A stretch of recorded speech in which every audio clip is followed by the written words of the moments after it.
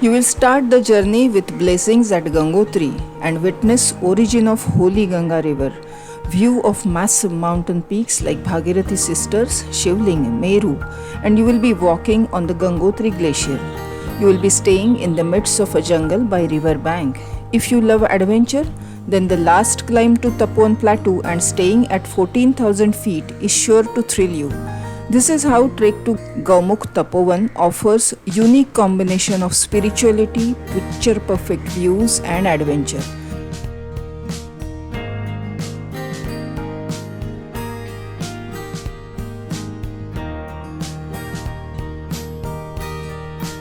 Gaumukh Tapovan Trek is a mystical trail located in Uttarankashi district in Garhwal region of Uttarakhand in the Greater Himalayas. इसका trail Gangotri national park से जाता है। इसका base camp Gangotri है, जहां गंगा नदी का मंदिर है और ये 4 धाम में से एक है।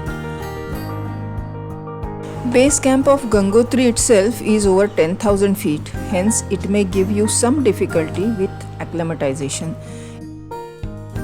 तो इस ट्रेक के लिए अपने आप को फिजिकली और मेंटली तैयार करने के लिए आप एरोबिक्स एंड स्ट्रेंथ एक्सरसाइज कीजिए। इसके बारे में मैंने एक वीडियो बनाया है, आप उसे ज़रूर चेक कीजिए।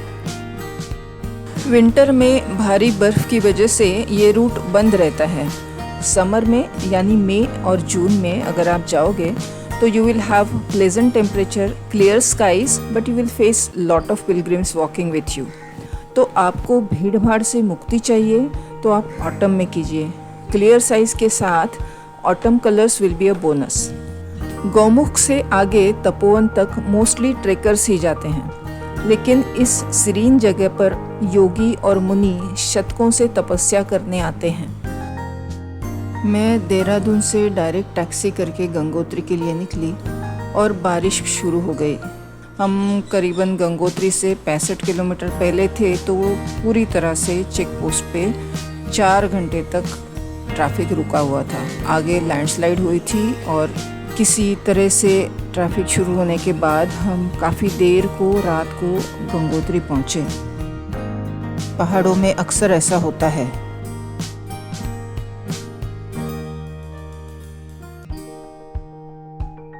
दूसरे दिन भी लैंडस्लाइड की वजह से हमें परमिशन नहीं मिली, तो हमने वहीं रह के एक्लेमेटाइज़ करने के लिए हम पांडव गुफा गए, जो कुछ 1000 फीट की ऊंचाई पर है।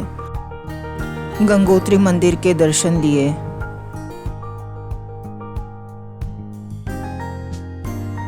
तपोवन के अलावा गंगोत्री से केदार ताल, कालिंदी खाल और नंदनवन इन जगहों के लिए भी ट्रेक होता है। और तीसरे दिन हमें आगे जाने की परमिशन मिल गई, तो हम निकल पड़े 1500 फुट ऊंचाई गेन करके चीरबासा के लिए। रास्ते में काफ़ी सारे रॉकफॉल प्रोन जोन्स थे, तो इसलिए हम हेलमेट पहन के चले।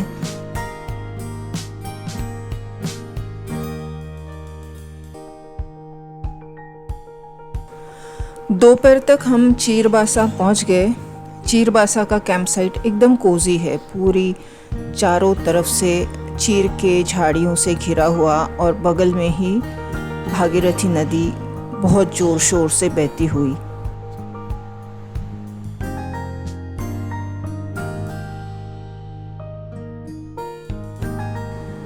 भागीरथी पर हमने काफ़ी समय बिताया।